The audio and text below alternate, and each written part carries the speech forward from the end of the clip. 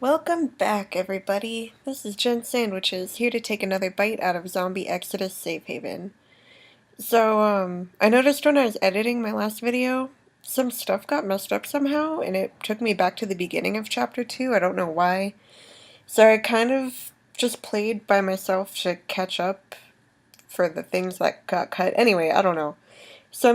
There were some tiny changes towards things that I can't help. I don't know why it happened, but we're back to where we were. And you didn't miss anything. Nothing new happened. It's just this time I tried to repair my house and it wouldn't let me because I didn't have the materials, so I don't know. I don't know what's going on. But anyway, we have a bunch of options right now, and I remember what I wanted to do was go to Sean's house to see if he was there. So that's what I'm gonna do. Let's see what's up with Sean. Though he's high-strung, Sean would have answered the phone if he were home. He might be gone, or could be in trouble and can't answer. Maybe the phone lines are down, and he doesn't know you're calling. Or maybe something far worse has happened to him. Whatever the reason, Sean lives next door, and you'll find out why he's not answering the phone. Before leaving, you consider the weapons you're holding. The hammer and the M9. Let's see what others I have to pick from.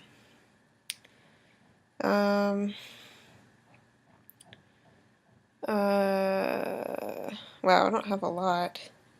I'm gonna say I don't think I'm gonna need that rifle.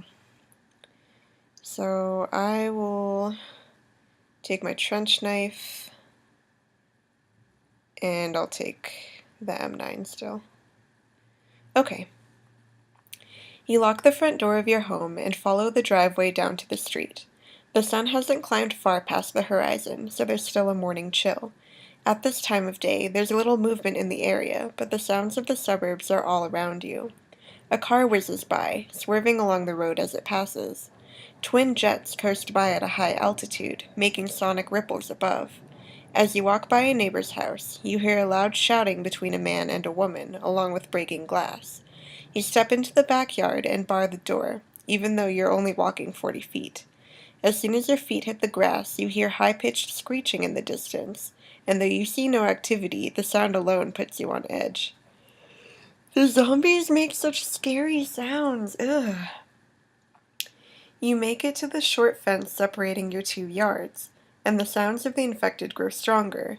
Weeds have sprouted in the grass beyond the fence, and broken and splintered pieces of wooden furniture clutter the area. You reach Sean's kitchen door at the back of his house. From the outside, you see no sign of break-in, though dark stains dot the welcome mat and a large black X has been painted on the door. That's creepy. Okay, here's what I think now. That creepy guy that keeps saying he's gonna come get me and like staring at me and stuff, is he going through every house in the neighborhood and picking people off and then marking them with that graffiti once he's done it? Is that what's going on? 'Cause that's so creepy. A figure passes the door, though it has long, dark hair, then it staggers out of sight. From what you remember, Sean lives alone, having split from his wife. You peek through the small glass window in the door and catch sight of a profile of a zombified woman. Her skin yellow, pocked with green craters, eyes bulged and pink, and limbs rigid and distorted. She roams through the kitchen and disappears through the open arch. Is Sean still alive in there? Is he trapped or dead? You can't help but wonder about your neighbor's fate, and as you scan the kitchen, you spot a pile of supplies in the corner. Standing at the back door of the house, your mind mulls over the options. Okay, so we know for sure there's a zombie in there. There could be people in there too, but I kind of doubt it. So sneak inside and search the house, kill the zombie so I can freely move about the house. Leave the house. The risk isn't worth the reward. I'll kill it. I can kill it. I'm good. I'm strong. And I'm not tired. Yeah, I think we'll be okay if I kill it. You need to search the house, and having a zombie wandering around presents a huge risk. Taking her out seems like the best option, and it would allow you to roam the house free of worry, as long as she's the only zombie inside. The decision has been made, and when you think of your priority for going inside, it's to find Sean, he might need help, search for supplies, search for Sean, and if he's not there, Find clues. Yes, because I want to find out what's going on. Okay. You look through the back door again and see the zombie woman must have wandered out of the kitchen. The doorknob turns and you enter into a spacious, well-kept kitchen.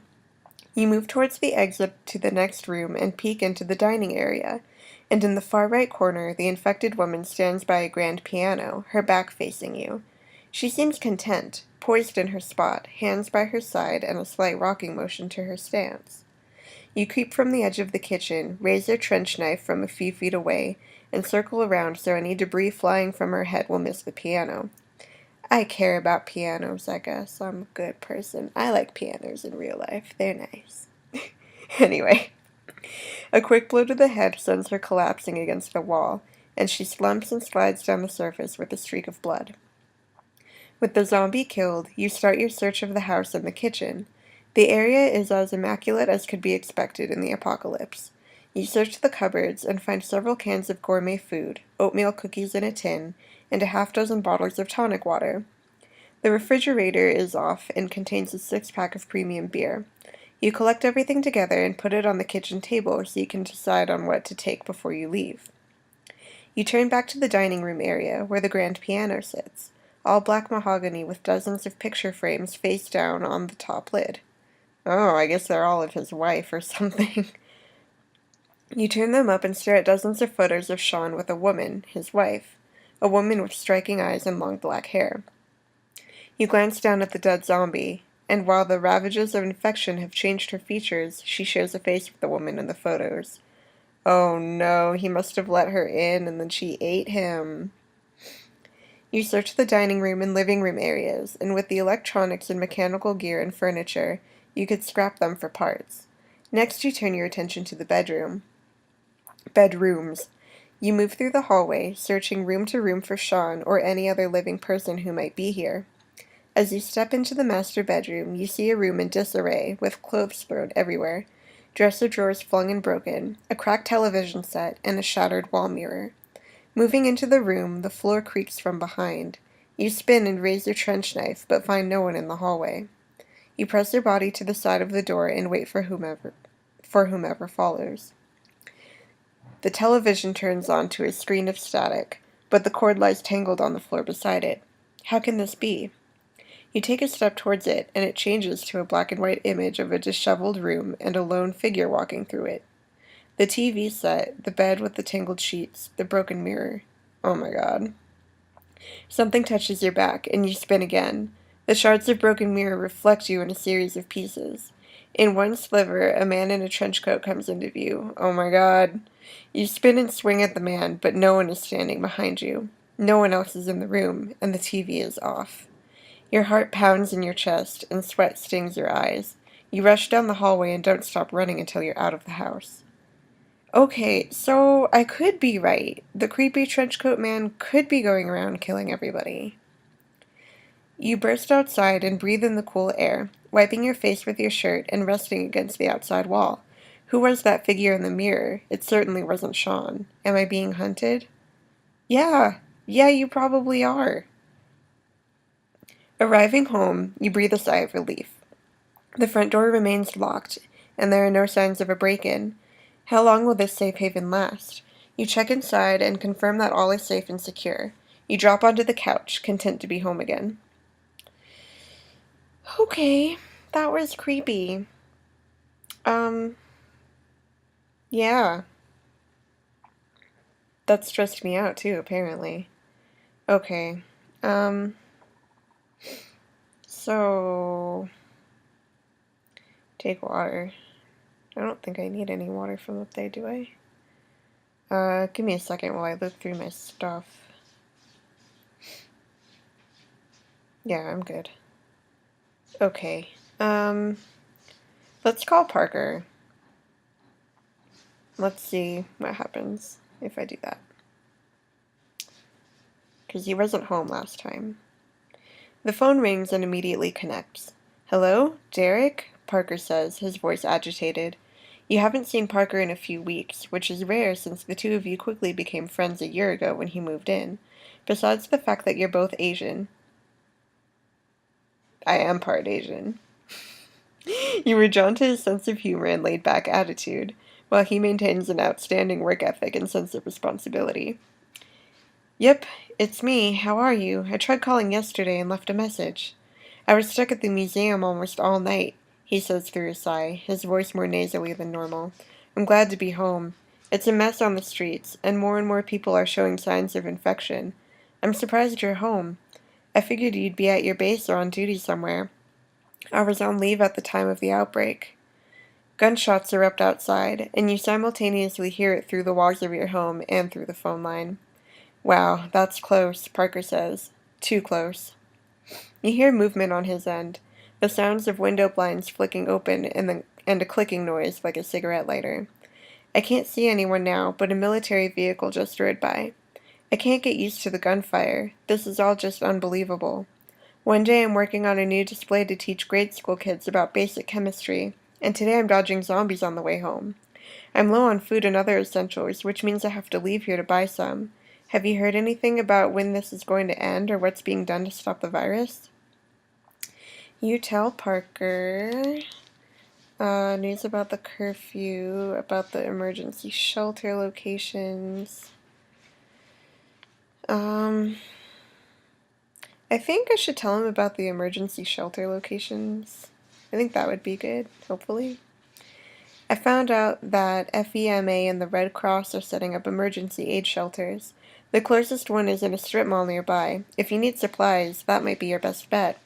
The Edison Strip Mall? I haven't been there since they closed Blockbuster Video. Wow. Which shows you how often I go shopping.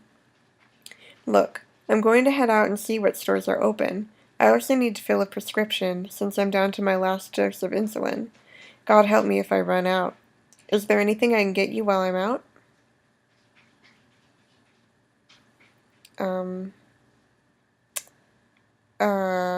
Can I go with you? Yeah, I should go with you. That's nice of you, but you have better things to do right now. Not really. I'll be fast and we'll stay clear of any danger. I really do appreciate the offer. More gunshots disturb the silence outside. God help us all, Parker says, and he lets out a long sigh. Parker's voice muffles at the end, and you hear a deep cough away from the other end of the phone. Sorry about that. Don't mean to cough in your ear. I was trying to quit smoking, but the stress of the last few days erased any chance of kicking the habit. Anyway, I'll talk to you later, and if you need anything, call my cell. Take care and God bless. Parker, let me just go with you, okay? Something's about to happen, though. You check the time, 10 a.m. Oh, sorry, I'm a little sleepy. Okay. As you pass by the window, you hear a loud moan close to the front of your house. You find a gap between the boards covering the glass and look outside. Across the street stumbles a man wearing a tan and white camouflage of the National Guard. He grips a pistol in one hand, and the other holds a bloody cloth to his neck. As he moves onto the curb outside your home, he looks over his shoulder from where he came. Suddenly, he trips on the knotted root of a tree jutting through the cracked pavement. Then he tumbles and lands on your lawn. A moment later, he rolls onto his back with a subdued moan, and his hands fall to his side. From 30 feet away, you eye the wound on his neck, but it's so covered in blood, all you can see is red. You scan the street and see no other movement, save for some trash blowing in the wind and a blackbird coasting between telephone poles. You... Well, just because he's bleeding doesn't mean he got bitten. And he's looking behind him, though, which means he's being chased by something. I kind of would like to help him and find out what's going on, though. Yeah, let's go help him. You can't leave the man lying on the ground, dying right outside your house. You unlock the front door and rush across your lawn. Moving closer, you can see that the soldier's eyes are half open, and he mutters a phrase over and over, "White wall." I wonder what that means. As you reach the injured man, he stirs on the ground and waves the pistol in a circle. He has tan skin which looks waxy and paler than you imagine his normal tone to be. His name tag reads Lopez, and you can tell by his uniform that he is a private first class. I'm here to help, just relax, you say in a calm voice, and place your hands on his arm and shoulder. His eyes open, and he lays the gun across his stomach. He glances left to right, scanning the area. Sorry, he says, and rubs his lips together. Water, please. As the soldier lies on the ground, you...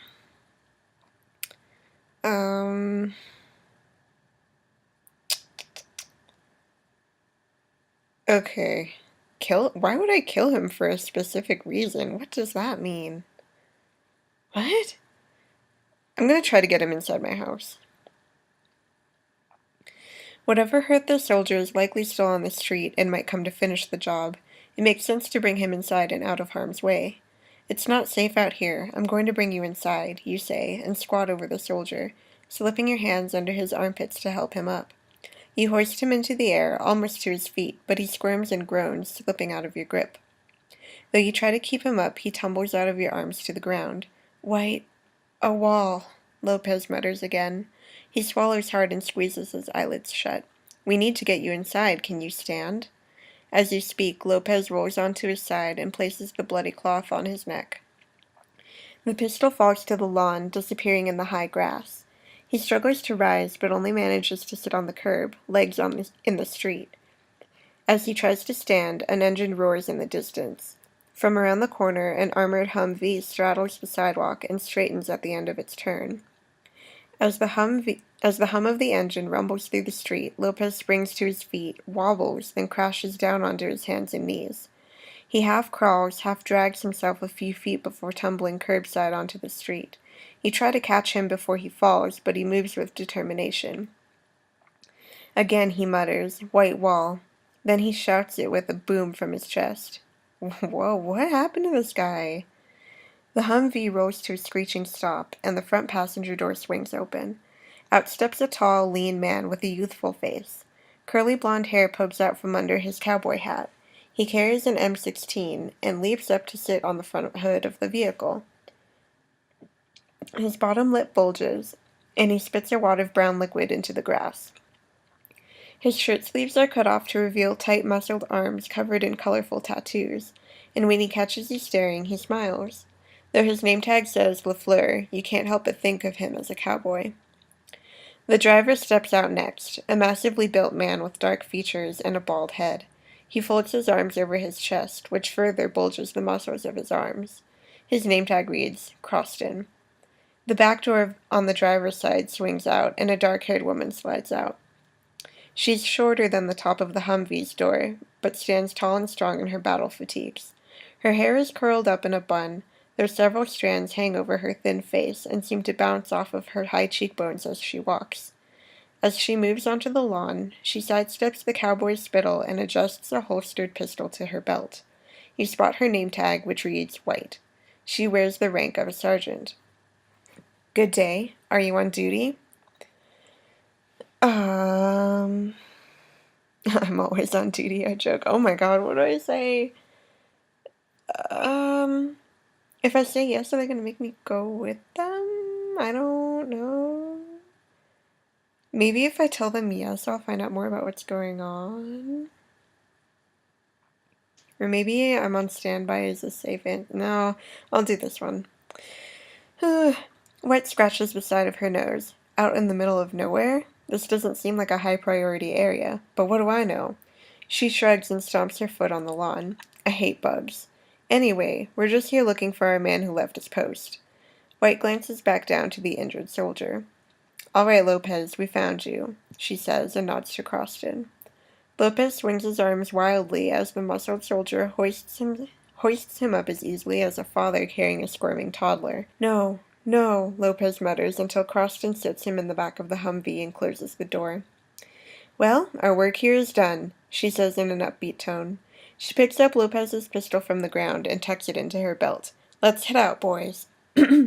As the soldiers turn to leave, you... Yeah, let's talk to them. Mind if we talk a bit before you go? The soldiers stop in unison, then White steps forward. We have to get back to our post, but I have a minute. Okay, here we go. See what we can find out. Where were you patrolling? What is the military doing to control or combat the infected? Who or what injured Lopez? Why did he leave his post? Here's muttering, white a wall. Any idea what that means? Talking is over, I kill these soldiers for their gear. I don't think I could kill all 3 of them. Maybe I could, but I doubt it.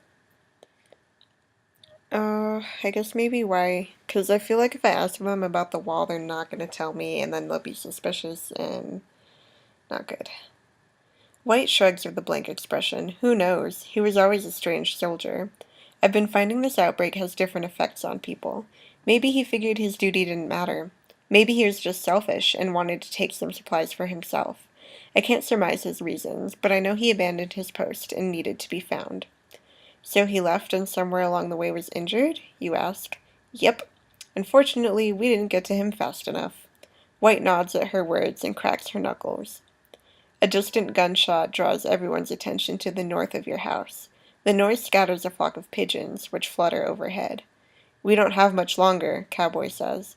True. Maybe a question or 2, White adds. Okay. So she obviously doesn't know what hurt him, or she claims to not know. Yeah. I killed them for what they did to Lopez. Alright, I'll ask them what the white wall thing means. White's forehead wrinkles, and she bites the corner of her lip. Strange. I have no idea. The man must have been so mentally unstable that he was speaking gibberish. Maybe you were standing on a wall of the shelter lest he saw you, Cowboy says with a smirk.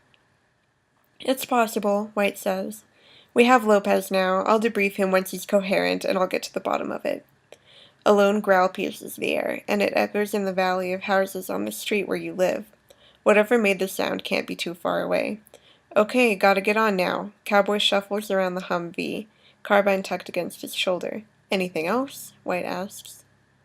That zombie's coming closer. I'm a little scared. Where were they patrolling, maybe? Yeah. White gives a sideways glance to Cowboy before she speaks. We were guarding an emergency shelter the EOC is putting up not far from here. You recall from your research yesterday that the EOC, or Emergency Operations Center, is setting up resource and food shelters around nightfall for the public. So you were all guarding it and then left to look for Lopez? White shoots another suspicious sideways glance at Cowboy. That's right. We were keeping watch over the work crews when Lopez wandered away. He's a funny guy, that Lopez. I always figured him for a deserter, but didn't expect him to leave his post. Can't ever get to know someone too well. White glances at her watch and squeezes her eyes shut for a moment. We really need to go, Cowboy says, tapping the hood of the Humvee as he walks toward the back seat. True. Let's roll, White says to her companions, and then to you. Good luck. The 3 soldiers return to their seats in the Humvee. Strangely, none seem too concerned about Lopez's well-being. Of course. You walk back to your house reflecting upon everything that just happened. Whatever went down between those soldiers, the real truth is that the apocalypse doesn't care about soldiers, zombies, Humvees, or citizens of Chippers. Oh, it glitched out a little bit. Can you guys see that? Anyway, or citizens of Chipper Ridge in Nightfall. It cares about nothing, and the single events of a sliver of suburbs won't matter in the long run, an indisputable fact you accept as you enter your home and lock the door. Okay, I'm gonna have to quit here because I am all out of time. So thank you guys for sticking with me, and I will get back to this in the next episode. Bye!